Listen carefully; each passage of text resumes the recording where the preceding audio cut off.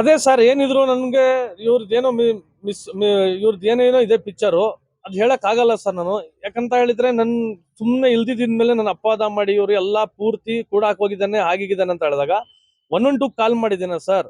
ಆ ಟೈಮಲ್ಲಿ ನಾನು ಕೂಡ ಹಾಕ್ತಿದ್ರೆ ಇವ್ರು ಹೆಂಗ್ ಮತ್ತೆ 3 ಗಂಟೆ ರಾತ್ರಿಗೆ ಆಚೆ ಬರ್ತಿದ್ರು, 1:30 ಗಂಟೆ ರಾತ್ರಿ ಹೋಗಿ ಮತ್ತೆ ಪೊಲೀಸ್ ಅವರೆಲ್ಲ ಸರ್ ನಮ್ಮ ಡಿಪಾರ್ಟ್ಮೆಂಟ್ ಅವರೆಲ್ಲ ವಾಪಸ್ ಕಳ್ಸಿ ಹೋಗಮ್ಮ ಏನಿದ್ರು ಬೆಳಗ್ಗೆ ಸ್ಟೇಷನ್ ಅಲ್ಲಿ ಮಾತಾಡೋ ಅಂದಿದ್ದಾಗ ಹಿಂದ್ಗಡೆಯಿಂದ ಡೋರ್ ಓಪನ್ ಮಾಡ್ಕೊಂಡು ಇವನು ಮತ್ತೆ ಇವನ್ ತಮ್ಮ ಸಾದ್ ಶರೀಫ್ ಅಂತ ಕೆಳಗಡೆ ನಿಂತ್ಕೊಂಡು ಯಾರೋ ಕಳಿಸ್ತಾವ್ರೆ.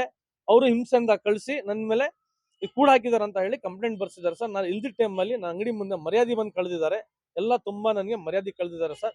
ಏನಕ್ಕೆ ಅಂತ ಹೇಳಿದ್ರೆ 50 ಲಕ್ಷ ದುಡ್ಡು ಕೊಡು, ಇಲ್ಲ ಅಂತ ಹೇಳಿದ್ರೆ ಏನಿಲ್ಲ ತೀರ್ಮಾನ ಮಾಡು ಅಂತ ಹೇಳಿ ನನಗೆ ನನ್ನ ಡೈವರ್ಸ್ ನೋಟಿಸ್ ಲೀಗಲ್ ಆಗಿ ಕಳಿಸಿದಾಗ ಇವ್ರು ನನ್ನ ಮೇಲೆ ಈ ತರ ಮಾಡಿದ್ದಾರೆ ಸರ್.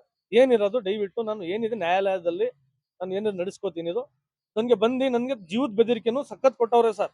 ಏನಾರ ನನ್ನ ಜೀವಕ್ಕೆ ಏನಾರ ಆದ್ರೆ ಇವರೇ ಸರ್, ಇವರೇ ಹೇಳಿ ಇವ್ರ ಮನೆಯವರು, ಇವ್ರು ಯಾರ ಜೊತೆ ನಿಂತಿದ್ದಾರೆ ಫೋನ್ ಕಾಂಟ್ಯಾಕ್ಟ್ಸ್ ತೆಗೆದ್ರೆ ಯಾರ್ಯಾರು ಸಪೋರ್ಟ್ ಮಾಡ್ತಿದಾರೆ ಅವರೇ ಸರ್. ಮೇನ್ ಇದಕ್ಕೆ ಕಾರಣ ಅವರೇ ಸರ್.